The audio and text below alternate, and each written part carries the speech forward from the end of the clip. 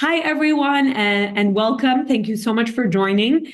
We at Asia Society France are pleased to launch something that we're calling a hot take. They're sessions where we provide you with in-depth insights and analysis on a wide range of topics and just topics of d'actualité to help us better grasp current events and trending goings on in the world today. These sessions are really intended to be squeezed into your busy schedules, as I know. So 30 to 45 minutes each time of just key insights from people within our rich network of expertise that we have to offer here at Asia Society France, such as Dr. Mohit Anand, that you will get to know better in today's session, for those of you who don't know him already.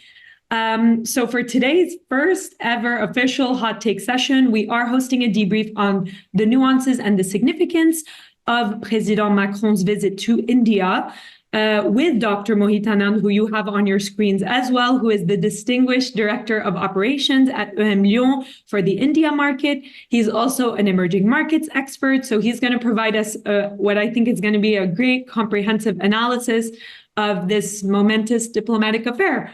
As always, just to get the logistics out of the way, please don't hesitate to leave your questions in the Q&A box that appears at the bottom of your screens, and Dr. Mohit Anand will get to them at the end of our session. So, hi, Mohit. It is so great to have you. We'll get right into it. Let's talk about your overall impressions of the trip first, and then we'll get into the key details and agreements. What is your overall impression of President Macron's visit? How would you describe your tone, and how would you describe the challenges going into the trip? Well, thank you, Rayya, for having me. It's a pleasure to be talking about this visit with Asia Society. So I think the visit more or less went very well. It's supposed to be discussed in the terms of being diluted at the peril of being less than a 2-day visit and being more symbolic, because he was invited as a chief guest for India's Republic Day. But it didn't necessarily disappointed on the substance as well, because I think there were some agreements that came up. Of course, the usual suspects were the trident of cooperation, that is at the foundation of India-France relations, or may I say, strategic relations. It's defense, space, and nuclear cooperation. That has been a bedrock of cooperation, collaboration, and partnership between these two countries for decades.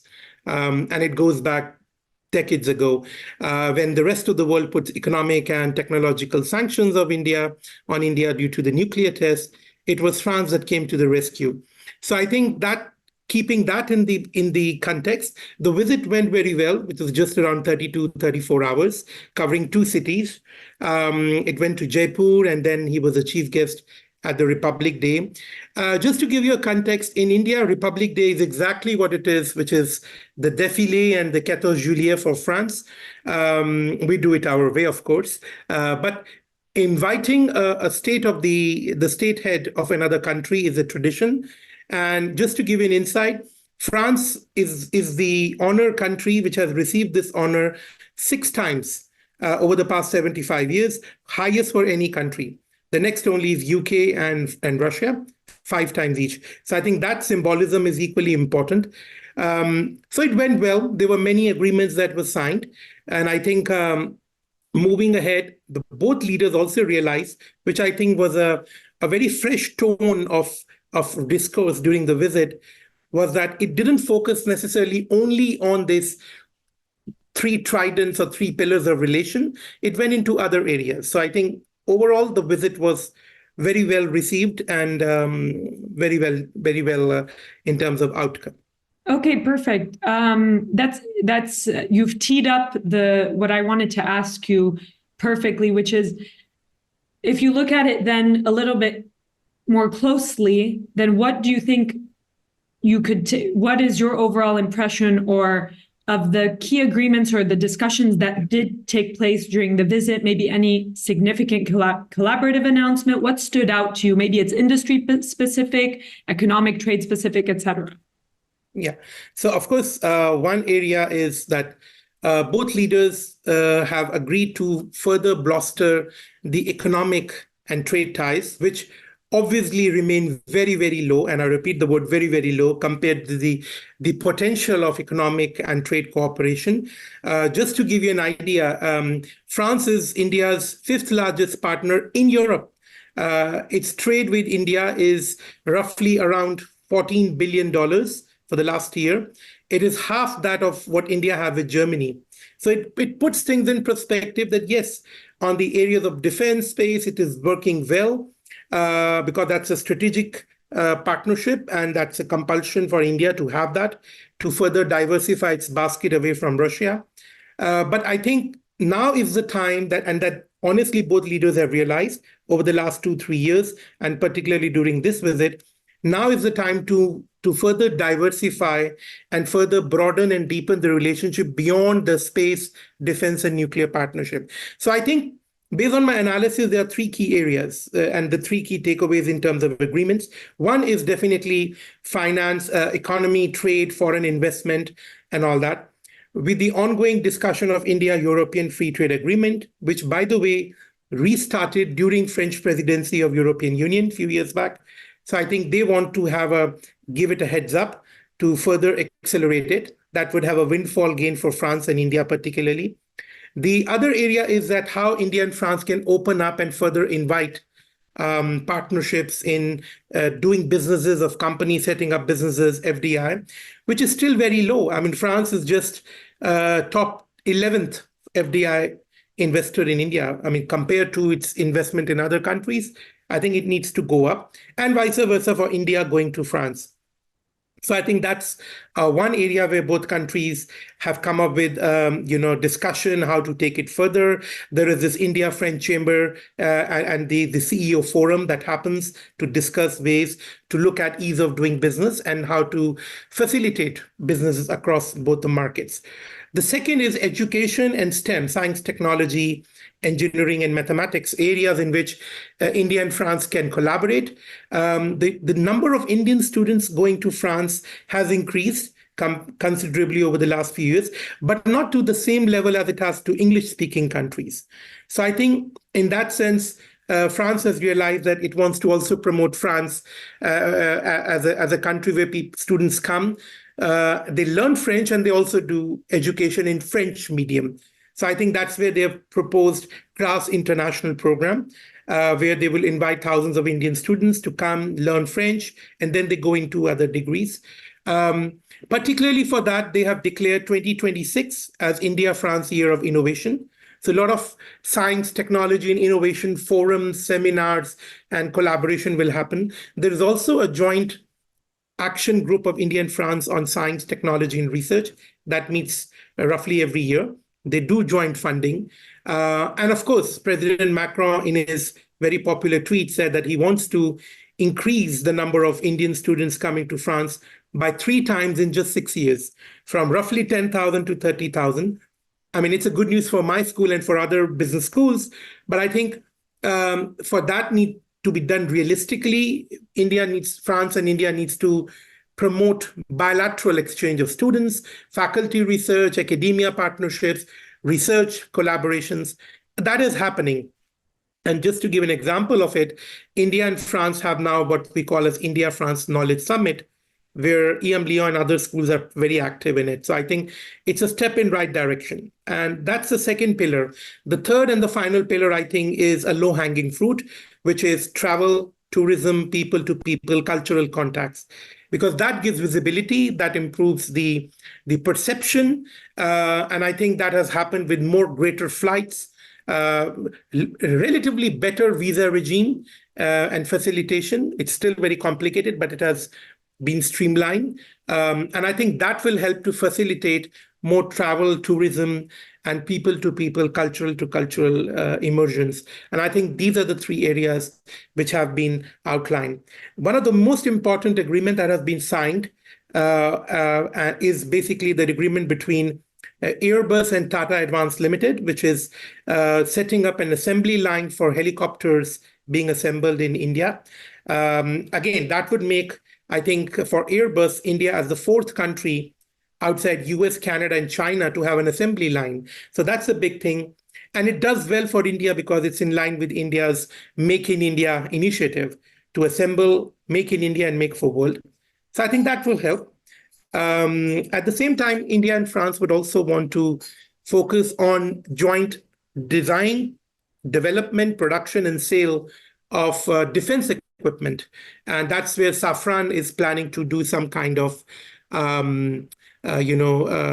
technology transfer, which is unprecedented because sharing your technology is different than using an assembling line. So I think that, again, is an example. If this goes through, that a lot of American companies will then have to compete to provide similar technology transfer. So France has upped the ante in that direction. And I think that's a good thing.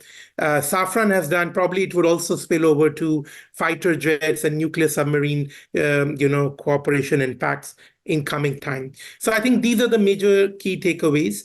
Education, trade, defense collaboration and production, but also some insights and possibility of technology transfer, which is a welcome step. Okay, great. Thank you, Mohit. And just to touch upon maybe the first pillar a little bit more, so more on the economy, trade, the foreign investment front.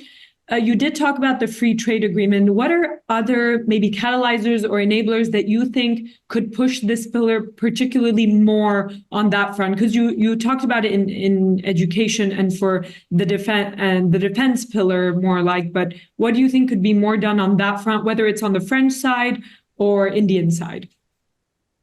I think the biggest thing that they can do is to promote each other's chamber of commerce, have these delegations that visit, particularly focusing maybe not on entire economic sectors, but on chosen specific sectors, be it luxury, textile, aeronautics, fintech, edutech, education sector, logistics, supply chain sector.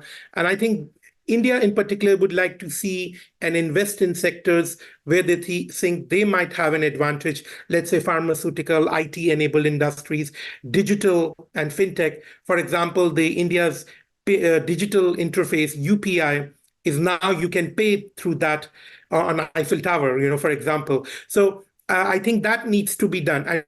And vice versa, India also needs to open up. So, for example, in retail, in transportation sector, infrastructure, and in industries where India needs some technology transfer and collaboration with France. So I think for that to happen, it will happen at the government level, in terms of MOUs and agreements, facilitating that, but also at Chamber of Commerce and industry and sector level, where probably collaboration and joint ventures, could help. One good area that has come up recently that India has liberalized its education sector.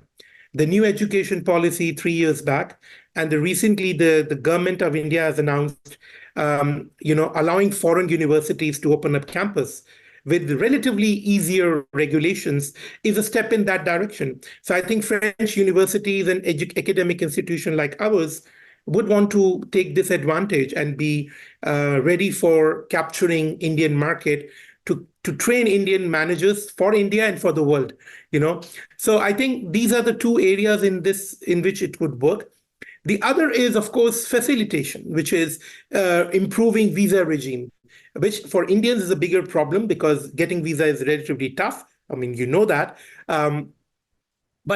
This is one of the reasons also of a bone of contention, by the way, between India and UK free trade agreement, getting more visa access. So I think greater mobility between professionals and young people is something that India and France need to work on. And in fact, this issue has found a mention in the final document that both countries have released. So I think that speaks around the importance of that. So I think overall this will only happen once the government comes into picture, the companies, the corporates, the Chamber of Commerce takes the lead further to execute those MOUs or regulatory ease, and at the same time focusing on such specific industries where they can do, like education, like supply chain, like industries, e-commerce, digital, and related industries. Okay, great. Thank you, Mohit, for that. I'd like to, just so we stay within the 30-minute timeline for everyone, I want to touch a little bit upon maybe public and the media's perception of the visit. could you maybe go into how the visit was received by the public versus the media overall, if different? Yeah, I mean, France has a very neutral to positive image. I'm being careful to say because I have a bias myself because I lived in France for a while. So, of course, when we talk about like for example, US or UK, the perception is very bipolar, either good or bad. There's nothing neutral relatively, and I mean, both have a very positive image. France has enjoyed this over the years, a very delicate and a very beautifully crafted its policy and attitude towards India, which India has never forgotten. So there's a saying in India: India never forgets its friends. India never forgets its enemies, but it never forgets its friends. I think that's reflective of that. So the overall perception is very neutral to positive, and I think that really helps in creating the visibility of France as an attractive destination for FDI, for tourism, for cultural exchange, for education. And that's why France also developed this Make It Iconic campaign in India. It chose 5 countries around the world. India was one of them, to promote France as a destination for a multitude of cooperation, not just financial. So overall, the effect is positive. Of course, the big challenge that often Indians is hesitant about is the language, that language can be a barrier. Maybe sometimes they feel, I'm using the word they feel, that the French are not that hospitable. They're a bit snobbish. I don't think so that's true, but it's a as you know, every country has its caricatures about the perceptions. So overall, it's positive. Media covered it very well because obviously it was on the Republic Day and it was a visit. And of course, our prime minister is very, very good at handling media to show pictures of the brotherly romance, what we call bromance, between Macron and Modi. The road visit to Jaipur, it was very well captured. It was a live telecast. And for the first time, President Macron, after decades, India welcomed him on a horse buggy, which is a traditional way of welcoming him. So there was a military contingent from France who participated. So it got a very, it mostly checklisted positive on most of the agenda. And I think he got more out of his agenda that possibly you could add in a 32-hour travel to India. And I think moving forward, both countries have agreed to make it as a bilateral visit. And I think that's good. Typically, India does that probably only with Russia, to have a bilateral visit. Either you do it bilaterally or at some meeting at some multilateral forum. So I think the more these visits happen, the more the media coverage happens. And I think, just to conclude on this, it also does well because I think at some point, there is also a little bit of stagnation with the Indian media and the fixation that we do not have to only cover English-speaking world. We have to look at beyond US, UK, to look at, the European Union, and France is a gateway to that. So I think France, in that sense, has this lovely charm. It's art de vivre, the fashion, the Paris, the tourism, and all. And I think that helps. And of course, with the Paris Olympics coming up, with the good and bad news around it, I think it also comes up very well. So overall, it's very positive, I think. Thank you again, Mohit, for those great insights. And I'm going to piggyback off of some of the last things that you were saying, just for the sake of time. Let's talk more about, the elephant in the room. What now, right? You touched upon the agreement of the bilateral visits. How do you think this trip, maybe if you combine it with Modi's trip to France this past summer, how do you think this will further contribute to the strengthening of this bilateral relation? And then we can touch upon what France could perhaps do to better, catalyze a relationship maybe with other countries within Europe and the EU.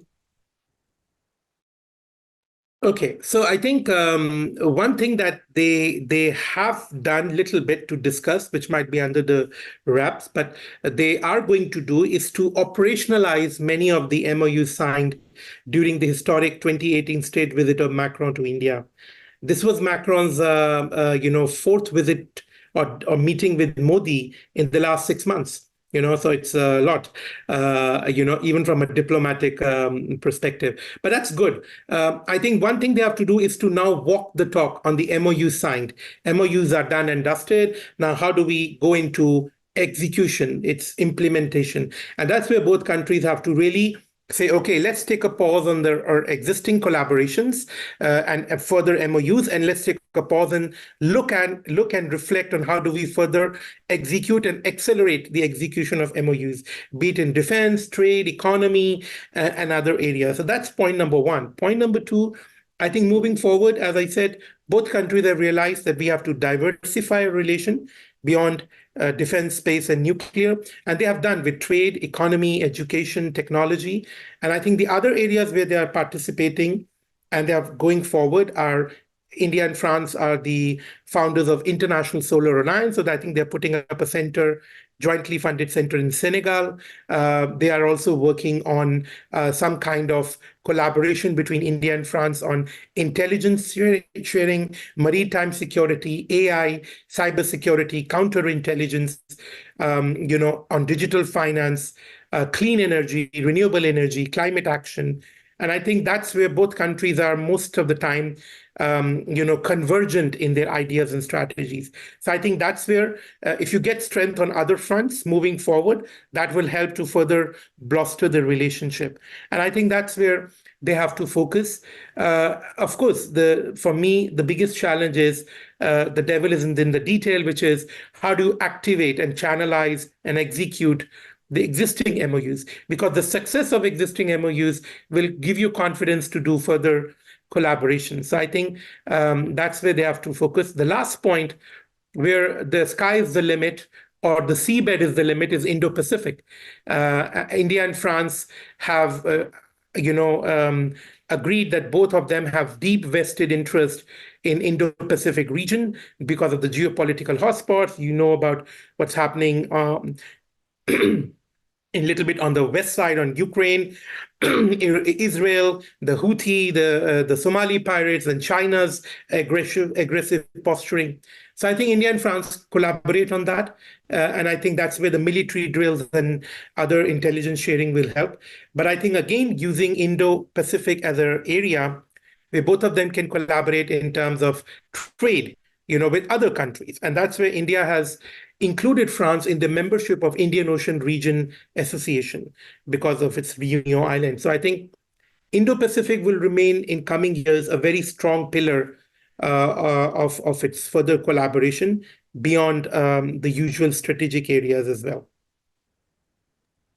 And speaking of the Indo-Pacific, then, just so we can touch upon maybe some final points, how do you then think the visit contributes to the greater geopolitical context? As in, what message do you think that the strengthening relationship sends to other countries? Well, of course, signaling is important. When you do something, it signals what you have done and probably what you're not going to do. In the case of President Macron's visit, and by the way, a very swift acceptance of the visit, which was earlier given to President Joe Biden, he declined because of scheduling issues. So President Macron accepted the invite. In fact, the very day when Macron moved back to France after the visit, Chinese President Xi Jinping came up with a statement marking the historic 25 years or 50 years of relationship between France and China, and saying that France for them is a very important ally and a partner in the region. And I think it was a kind of a repost of signaling that, well, keep the geopolitical arithmetic in Asia at equivalence, because again, India is very careful not to have its partnerships with the Western world, the newfound friendships in Europe and France and US and France, at the behest of agonizing China. And China also understands that, India's very strategic and autonomous and multifaceted strategic policy doesn't mean alignment or shifting its titular perception to one country. So I think in that perspective, both France and India understand that they have to collaborate for their vested interests in the region and beyond, but also focus on areas where they can have convergence of ideas. I mean, for Ukraine, both India and France do not have the same perception, but on Israel, yes, to some extent, yes. So I think On China, more or less, they are on the same page, but the adoption of the strategic posturing might be very different because of obvious concerns of India in South Asia, and that of France with European Union. So I think in that sense, both realize that you cannot use each other as a counterbalance to China or US of this bipolarity that is happening. And I think that's why France and India have been, for the last decades, been very vociferously strategically autonomous in their foreign policy. And we see that. And I think that's a good thing. So that's my take. I'm getting a few comments here. Probably when you were mentioning the industries, the luxury industry as well. So I got that as a comment. That reminds me of also Joe did a collection with a highlight on India in fall of 2023. So that's something that comes to mind. So probably an area where we'll see a lot more, I think, louder, let's say, collaboration on that front between the two. And a question that I've gotten, Mohit, is speaking of France's neutrality, how can India use France as a gateway to the rest of Europe and the EU, and how could it help it partner more closely with other countries that it might want to? Yeah, from a European perspective, India has, over the last few years, strengthen its partnership not only with France, but also with Germany, Nordic countries, of course, UK historically because of the colonial relation, but also with Italy, for example, and even Eastern Europe to some extent. But I think France has a very specific position because France has very vocally supported India, whether it's at the Australian group or the nuclear supplier group. France was one of the first countries to support India's candidature for the permanent seat at the Security Council.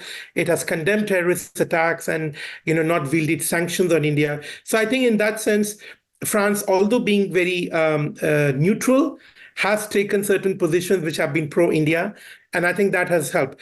On the India side, India would want to use France as a gateway to Europe. The challenge, again, as I said, is trade.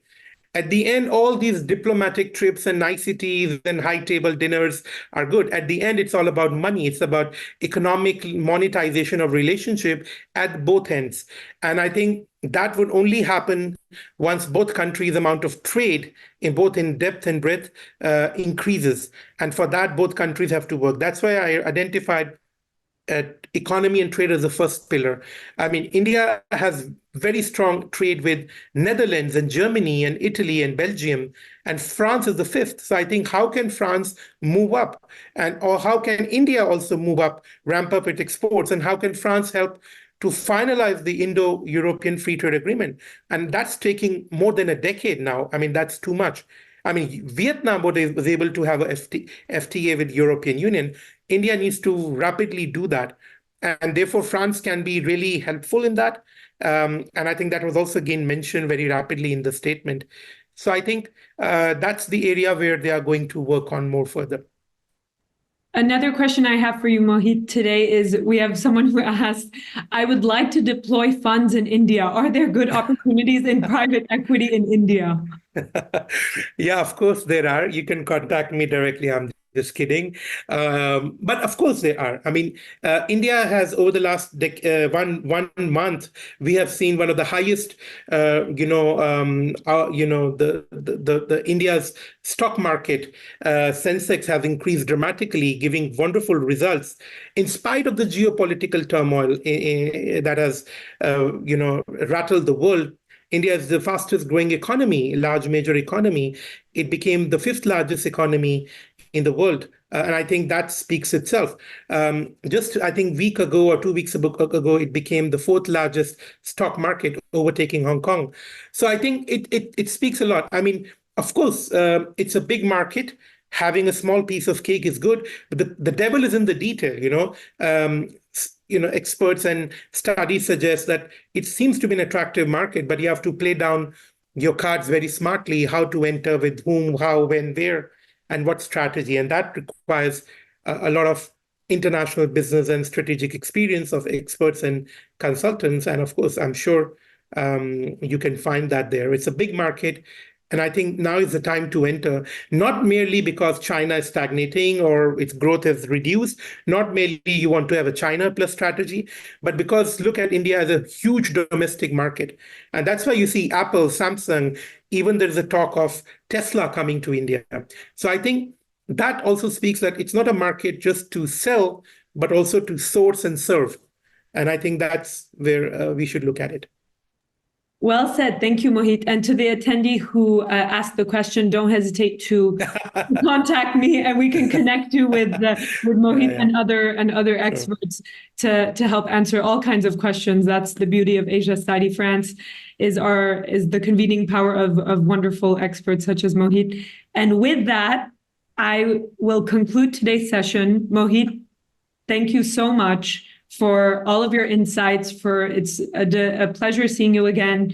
And thank you for your insights. Hopefully we will do another session soon, another hot take or other together soon. Thank you everybody for joining.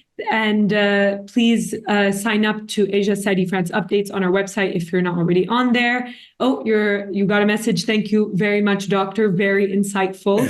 Insightful indeed. So thank you very much. And we'll see. Thank you. Merci. Soon. And thank you. Merci à vous. Bye, everyone. Merci. Have a good week. Bye-bye. Take care. Bye-bye.